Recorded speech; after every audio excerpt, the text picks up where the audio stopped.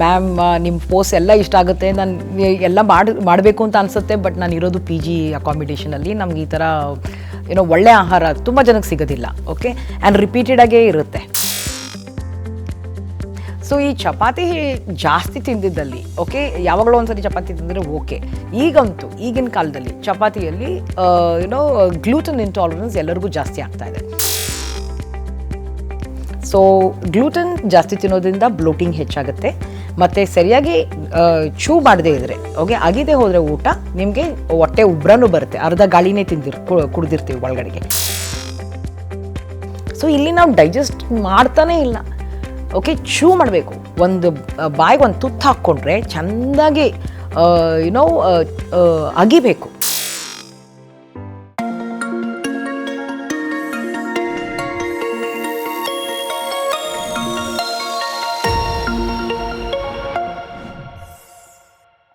Ma'am, ಈಗ diet ಅಥವಾ healthy eating ಅಂತ ಬಂದಾಗ ಫಸ್ಟ್ ಎಲ್ಲರೂ ಪ್ರಿಫರ್ ಮಾಡೋದೇ ಮನೆ ಊಟ. ಆದರೆ ಈ ಪಿ ಜಿಗಳಲ್ಲಿ, ಹಾಸ್ಟೆಲ್ಗಳಲ್ಲಿ ಸ್ಟೇ ಮಾಡಿರೋರು ಹೆಚ್ಚಾಗಿ ಡಿಪೆಂಡ್ ಆಗೋದೇ ಔಟ್ಸೈಡ್ ಫುಡ್ಗೆ.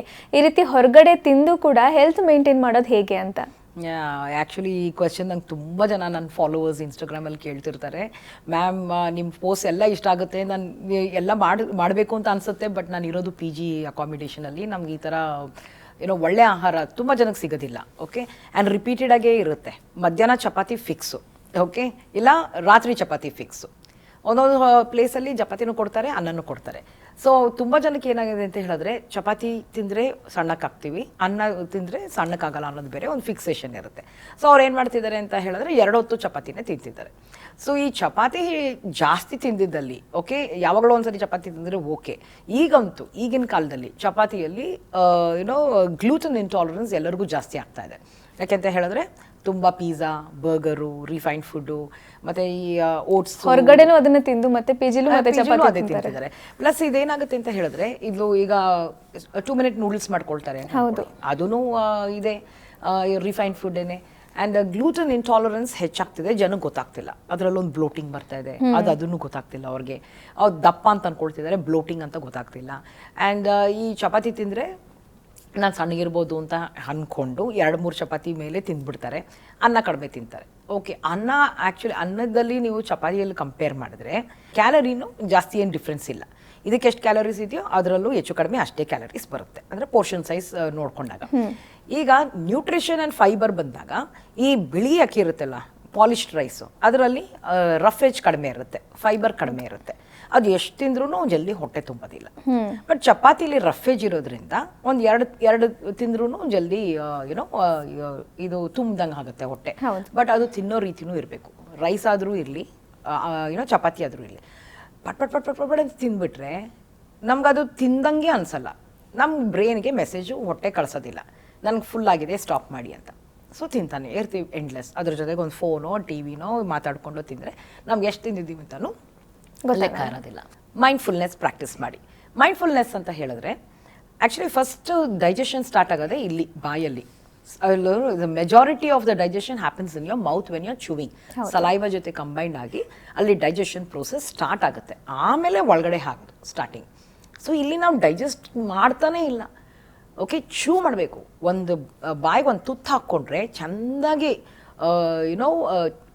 ಅಗಿಬೇಕು, ಚೆಂದಾಗಿ ಅಲ್ಲಿ ಗ್ರೈಂಡ್ ಮಾಡಬೇಕು, ಸಲೈವ ಜೊತೆ ಮಿಕ್ಸ್ ಆಗಿ ಅದು ಹೊಳಗೆ ಹೋದರೆ ನಿಮ್ಗೆ ಯಾವ ಹೊಟ್ಟೆ ಉಬ್ರನೂ ಬರಲ್ಲ.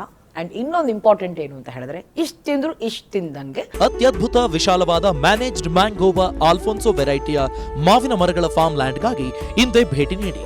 ಚನ್ನಪಟ್ಟಣ, ರಾಮನಗರ ಜಿಲ್ಲೆ, ಬೆಂಗಳೂರಿನ ಸಮೀಪದಲ್ಲಿ. ನಿಮ್ಗೆ ಫೀಲ್ ಆಗುತ್ತೆ, because your stomach is sending a message to the brain. ನಾನು ಸಾಕಷ್ಟು ತಿಂದಿದ್ದೀನಿ, ಸಾಕು ನನಗೆ ಅಂತ ಒಂದು ಮೆಸೇಜ್ ಕೊಡುತ್ತೆ. ಆ ರೀತಿ ಆಗಕ್ಕೆ ನಾವು ಚಾನ್ಸೇ ಕೊಡ್ತಿಲ್ಲ. ಸೊ ಗ್ಲೂಟನ್ ಜಾಸ್ತಿ ತಿನ್ನೋದ್ರಿಂದ ಬ್ಲೋಟಿಂಗ್ ಹೆಚ್ಚಾಗುತ್ತೆ, ಮತ್ತು ಸರಿಯಾಗಿ ಚೂ ಮಾಡದೇ ಓಕೆ ಅಗಿದೇ ಹೋದರೆ ಊಟ ನಿಮಗೆ ಹೊಟ್ಟೆ ಉಬ್ರನೂ ಬರುತ್ತೆ, ಅರ್ಧ ಗಾಳಿನೇ ಕುಡಿದಿರ್ತೀವಿ ಒಳಗಡೆಗೆ. ಗಬ ಗಬ ಗಬ ಅಂತ ತಿಂದರೆ ಗಾಳಿ ಹೋಗಿರುತ್ತೆ, ಅದರಿಂದನೂ ಬ್ಲೋಟಿಂಗ್ ಬರುತ್ತೆ, ಗ್ಲೂಟನಿಂದನೂ ಬ್ಲೋಟಿಂಗ್ ಬರುತ್ತೆ. ಅದರಿಂದಾಗಿ ನೀವು ಗ್ಲೂಟನ್ ಆ್ಯಂಡ್ ರೈಸ್ ಪಿ ಜಿಯಲ್ಲಿ ನಿಮ್ಗೆ ಕೊಟ್ಟರು, ನೀವು ಬೇಕಾದರೆ 1 ಚಪಾತಿ ಅಗದು ಚೆಂದಾಗಿ ತಿನ್ನಿ, ಅದ್ರ ಜೊತೆಗೆ ಒಂದು ಚೂರು ರೈಸ್ ತಿನ್ನಿ. ಈ ರೈಸ್ ಜೊತೆ ಸಾಕಷ್ಟು ಪಲ್ಯಗಳು ಹಾಕೋಬೋದು. ಪಲ್ಯ ನನಗೆ ಗೊತ್ತಂಗೆ ಕೊಟ್ಟಿರ್ತಾರೆ ಪಿ ಜಿಯಲ್ಲಿ, ಬಟ್ ಅದು ತಿನ್ನೋ ಥರ ಇರಲ್ಲ ಮ್ಯಾಮ್. ಅದು ನಿಮಗೆ ಗೊತ್ತಿರುತ್ತೆ. ಓಕೆ, ಸೊ ಇದನ್ನ ಮುಗಿಸ್ಬಿಡೋಣ. ಅವ್ರು ಕೊಟ್ಟಿರೋದನ್ನ ನಾವು ಮೆಜಾರಿಟಿ ಅಡ್ಜಸ್ಟ್ ಮಾಡಬೇಕಾಗತ್ತೆ. ಸೊ ಕಣ್ಣು ಮುಚ್ಕೊಂಡು ತಿಂದ್ಬಿಡಿ, ಯಾಕೆಂತ ಹೇಳಿದ್ರೆ ಫೈಬರು, ವೈಟಮಿನು, ಮಿನರಲ್ಲು ಬಂದ್ಬಿಟ್ಟಿರುತ್ತೆ ಅದರಲ್ಲಿ, ಬೇಕೇ ಬೇಕಾಗುತ್ತೆ. ಸೊ ಅನ್ನ ಕಡಿಮೆ, ಪಲ್ಯಗಳು ಜಾಸ್ತಿ, ಸಾಂಬಾರು ಜಾಸ್ತಿ ತೊಗೊಳ್ಳಿ. ಆ್ಯಂಡ್ ನಮ್ಮ ಮೊಸರು ಸೇವಿಯರ್ ಅದು. ಓಕೆ, ಆ ಮೊಸರು, ನೀರು ಮೊಸರು ಅದೇನಾದರೂ ಕೊಟ್ಟರೆ ಅದನ್ನು ತೊಗೊಳ್ಳಿ. ಅವ್ರೇನು ಮೊಸರೇ ಕೊಟ್ಟರೆ ನೀವೇ ನೀರು ಮೊಸರು ಮಾಡಿಕೊಂಡು ಕುಡಿಬೋದು. ರೂಮಲ್ಲಿ ಸಪ್ರೇಟಾಗಿ ನೀವು ಸಾಕಷ್ಟು ಮಾಡ್ಕೋಬೋದು. ಹಣ್ಣು ಹಂಪಲ ಇಟ್ಕೊಳ್ಳಿ.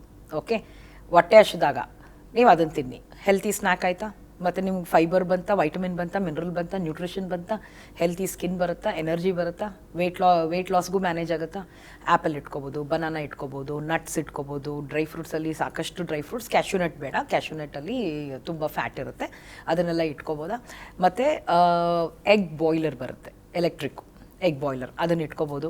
ಮತ್ತು ಒಂದು ಸ್ಮಾಲ್ ಮಿನಿ ಸ್ಟವ್ ಸಿಗುತ್ತೆ.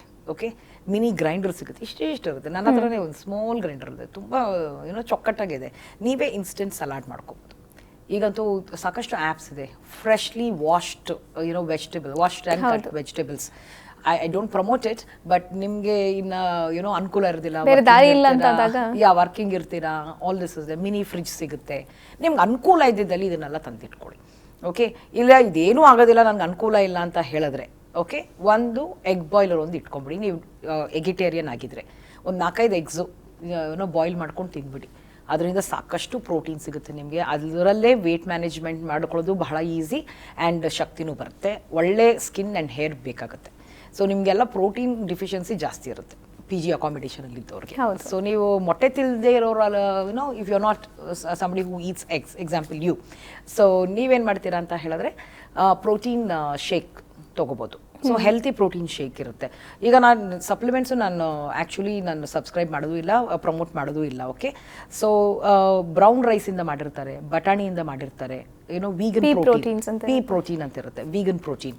ಆ ಥರದ್ದು ನೀವು ನೋಡಿ ಹುಡುಕಿ ತೊಗೋಬೋದು. ಅದರಿಂದ 30 ಗ್ರಾಮ್ಸ್, 1 ಸ್ಕೂಪಿಂದ 30 ಗ್ರಾಮ್ಸ್ ಬರುತ್ತೆ. ಅದು ಬಹಳ ಬೆನಿಫಿಷಿಯಲ್. ಸೊ ಹಣ್ಣಿನ ಮೇಲಾದರೂ ಇನ್ವೆಸ್ಟ್ಮೆಂಟ್ ಮಾಡಲೇಬೇಕಾಗುತ್ತೆ. Okay, that much if you do ಸಾಕಷ್ಟು ವ್ಯತ್ಯಾಸ ಕಾಣಿಸ್ಕೊಳ್ಳುತ್ತೆ. ಆ್ಯಂಡ್ ಒಬ್ಬೊಬ್ರು ಏನು ಮಾಡ್ತಾರೆ ಅಂದರೆ ಹಾಸ್ಟೆಲ್ ಫುಡ್ ಸ್ಕಿಪ್ ಮಾಡಿ, ಇಲ್ಲ PG ಫುಡ್ ಸ್ಕಿಪ್ ಮಾಡಿ ಆಚೆ ತಿಂತಾರೆ. ಆಚೆ ಹೋಗಿ ತಿಂದಾಗೇನೆ ನೋಡಿ ಎಡವಟ್ಟಾಗೋದು.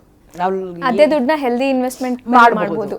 ಈಗ ನೀವು ಹೋಗಿರ್ತೀರಾ, ನಿಮ್ಮ ಉದ್ದೇಶ ಒಳ್ಳೆ ಆಹಾರ ತಿನ್ನಬೇಕು. ಈ ಪ್ರೋಗ್ರಾಮ್ ನೋಡಿದ ತಕ್ಷಣ ಅಂತೂ ಅಂದ್ಕೊಂಡಿರ್ತಾರೆ, ಓಕೆ ಒಳ್ಳೆ ಆಹಾರ ತಿನ್ನೋಣ ಅಂತ ಅಲ್ಲಿ ಹೋಗಿರ್ತೀರ. ಬಟ್ ಹೊಟ್ಟೆ ಹಸ್ಕೊಂಡು ಹೋಗಿದ್ರಂತೂ ಇನ್ನೂ ಡೇಂಜರಸ್ಸು. ಅಲ್ಲಿ ಯಾರೋ ಟೇಬಲ್ ಮೇಲೆ ಚೆನ್ನ ಬತೂರ ಆರ್ಡರ್ ಮಾಡಿರ್ತಾರೆ ಅಂದ್ಕೊಳ್ಳಿ, ನಿಮ್ಮ ಮೈಂಡ್ ಹಂಗೆ ಚೇಂಜ್ ಆಗಿಬಿಡುತ್ತೆ. ನೀವು ಇಡ್ಲಿ ತಿನ್ನೋಬೇಕು ಅನ್ನೋ ಉದ್ದೇಶ ಹೋಗಿ ಚೆನ್ನ ಬತೂರ ತಂದು ಹಾಕೊಂಡ್ಬಿಡ್ತೀರ ಟೇಬಲ್ ಮೇಲೆ. ಸೊ ಯಾವಾಗಲೂ ನಮ್ಮ ಟೇಬಲ್ ಮೇಲೆ ಇರೋದಕ್ಕಿಂತ ಬೇರೆಯವ್ರ ಟೇಬಲ್ ಮೇಲೆ ಇರೋದೇ ಅಟ್ರಾಕ್ಷನ್ ಜಾಸ್ತಿ. ಅಯ್ಯೋ ಅದು ಹೇಳಬೇಕಿತ್ತು ಅಂತ ಮೈಂಡ್ ಡ್ರಾ ಆಗ್ತಾ ಇರುತ್ತೆ. ನೀವು ಅಕಸ್ಮಾತ್ 3-4 ಜನ ಹೋದರೆ it's very easy to order 1 and divide. ಡೆಸರ್ಟ್ಗೂ ಹಾಗೆ ಮಾಡಿ ಆಚೆ ತಿಂದು, ಇಲ್ಲ PG ಅಕಾಮಿಡೇಷನ್ ಇದ್ದು, ಹಾಸ್ಟೆಲಲ್ಲಿ ಇದ್ದು, ಎಲ್ಲಿದ್ರೂ ನಾವು ಹೆಲ್ತಿಯಾಗಿ ತಿನ್ನೋ ಒಂದು ಆಪರ್ಚುನಿಟಿ ಇದೆ, ಚಾನ್ಸಸ್ ಇದೆ, ಈಗಂತೂ ಸಾಕಷ್ಟು ಇದೆ. ಓಕೆ, ಆ್ಯಂಡ್ ವಿಲ್ ಪವರ್ ಇರಬೇಕು. Only thing that we lac is will power. ಆ ವಿಲ್ ಪವರ್ ಇದ್ದಿದ್ದಲ್ಲಿ ಈಸಿಯಾಗಿ ಬಂದುಬಿಡುತ್ತೆ. ಆ ವಿಲ್ ಪವರ್ ಬರಬೇಕು ಅಂತ ಹೇಳಿದ್ರೆ ನೀವು ಮೈಂಡ್ಸೆಟ್ ಚೇಂಜ್ ಮಾಡ್ಕೋಬೇಕು. ಇದು ನಾನು ಸಣ್ಣಕ್ಕೆ ಆಗೋದಕ್ಕಲ್ಲ, ನಾನು ಆರೋಗ್ಯವಾಗಿರೋದಕ್ಕೆ, ನಾನು ಇಷ್ಟು ಕಷ್ಟಪಟ್ಟು ಸಂಪಾದನೆ ಮಾಡ್ತಿರೋ ದುಡ್ಡೆಲ್ಲ ಕಳಿಸಿಗೆ ಡಾಕ್ಟ್ರಿಗೆ ಕೊಡಬಾರ್ದು, ಆಮೇಲೆ ನರಳಬಾರ್ದು ನಾನು ಅನ್ನೋದನ್ನ ಮೈಂಡ್ಸೆಟ್ನ ನೀವು ಚೇಂಜ್ ಮಾಡ್ಕೊಳ್ಳಿ. ಯಾವಾಗ ಆ ಮೈಂಡ್ಸೆಟ್ ಚೇಂಜ್ ಮಾಡ್ಕೋತೀರೋ ವಿಲ್ ಪವರ್ ಆಟೋಮ್ಯಾಟಿಕಾಗಿ ಬರುತ್ತೆ. ಈ ಪಿಜ್ಜಾ ತಿನ್ನೋದ್ರಿಂದ ನನಗೆ 1 ನಿಮಿಷ ನಾನು ಚೆನ್ನಾಗಿರುತ್ತೆ, ಓಕೆ, ಟೇಸ್ಟಿಯಾಗಿರುತ್ತೆ ನನ್ನ ನಾಲ್ಗೆ ಮೇಲೆ, I feeling good, it's a pick me up. But life long I am going to suffer. So ಇದು ತಿನ್ನೋದ್ರಿಂದ ನನಗೇನೂ ಬರೋದಿಲ್ಲ. ನನ್ನ ಪ್ರಕಾರ ದ ಸೇಫೆಸ್ಟ್ ಔಟ್ಸೈಡ್ ಫುಡ್ ಅಂತ ಹೇಳಿದ್ರೆ ಇಡ್ಲಿ. ತುಂಬ ಜನಕ್ಕೆ ಇಡ್ಲಿ ಇಷ್ಟ ಅಲ್ಲ ಅಂತ ಈ ನಡುವೆ ಗೊತ್ತಾಯ್ತು ನನಗೆ. ಪೊಂಗಲ್ ತಗೊಳ್ಳಿ, ಪೊಂಗಲ್ಲು ಒಳ್ಳೆಯದೇನೆ. ಮಸಾಲೆ ದೋಸೆ ತಿನ್ನೋರೇ ಜಾಸ್ತಿ. ಸಾಕಷ್ಟು ಎಣ್ಣೆ ಇರುತ್ತೆ. ಮಸಾಲೆ ದೋಸೆ ಇವತ್ತು ಕೊಟ್ಟರು ತಿಂತಾರೆ, ನಾಳೆ ಕೊಟ್ಟರು ತಿಂತಾರೆ, ನಾಡಿದ್ದು ಕೊಟ್ಟರು ತಿಂತಾರೆ. ಹೈ ಕಾರ್ಬ್ ಎಣ್ಣೆ ಎಷ್ಟಿರುತ್ತಲ್ಲ, ಎಣ್ಣೆ ಎಷ್ಟಿರುತ್ತೆ. ಸೊ ಚಾಯ್ಸಸ್ ಚೇಂಜ್ ಮಾಡ್ಕೊಳ್ಳಿ. ಮತ್ತು ಈಗ ಹಾರ್ಸ್ಗೆ ಹಾಕ್ತಾರೆ ನೋಡಿ, ಕುದುರೆಗೆ ಹಾಕ್ತಾರೆ, ಆ ಕಡೆ ಈ ಕಡೆ ಒಂದು ಈ ಕಡೆ ಏನು ನೋಡಬಾರ್ದದು, ಅದನ್ನು ಹಾಕೊಂಡು ಹೋಗಿ ಇಡ್ಲಿ ಅಂದರೆ ಇಡ್ಲಿ, ಇನ್ನೇನು ಓದಕ್ಕೆ ಹೋಗ್ಬೇಡಲ್ಲ, ಓದಿದ್ರೂ ಚೇಂಜ್ ಆಗುತ್ತೆ. ಸೊ ಇದನ್ನೆಲ್ಲ ಮಾಡಿ ನೀವು ಇದು ಮಾಡ್ಕೋಬೋದು. ಸೊ ಇಷ್ಟು ಮಾಡಿದ್ರೂ ಸಾಕು, ಆರೋಗ್ಯದ ಮೇಲೆ ಸಾಕಷ್ಟು ವ್ಯತ್ಯಾಸ ಕಾಣಿಸ್ಕೊಳ್ಳುತ್ತೆ. ಆ್ಯಂಡ್ ಅಫ್ಕೋರ್ಸ್ ದೇಹದ ತೂಕನೂ ಮ್ಯಾನೇಜ್ ಮಾಡೋದು ಬಹಳ ಈಸಿ. ಎಸ್ ಮ್ಯಾಮ್, PG ಹಾಸ್ಟೆಲ್ಗಳಲ್ಲಿ ಅಥವಾ ಹೊರಗಡೆ ಸ್ಟೇ ಆಗಿರೋರು ಯಾವ ರೀತಿ ಫಿಟ್ ಆ್ಯಂಡ್ ಫೈನ್ ಆಗಿರ್ಬೋದು, ಹೆಲ್ದಿ ಲೈಫ್ ಸ್ಟೈಲ್ ಮೇಂಟೈನ್ ಮಾಡ್ಬೋದು ಅನ್ನೋದನ್ನು ತಿಳಿಸಿಕೊಟ್ರೆ ಧನ್ಯವಾದ. Thank you. ಪ್ರತಿ ಕ್ಷಣದ ಸುದ್ದಿಗಳಿಗಾಗಿ ವಿಸ್ತಾರ ನ್ಯೂಸ್ ಆಪ್ ಡೌನ್ಲೋಡ್ ಮಾಡಿ. ವಿಸ್ತಾರ ನ್ಯೂಸ್, ನಿಖರ ಜನಪರ.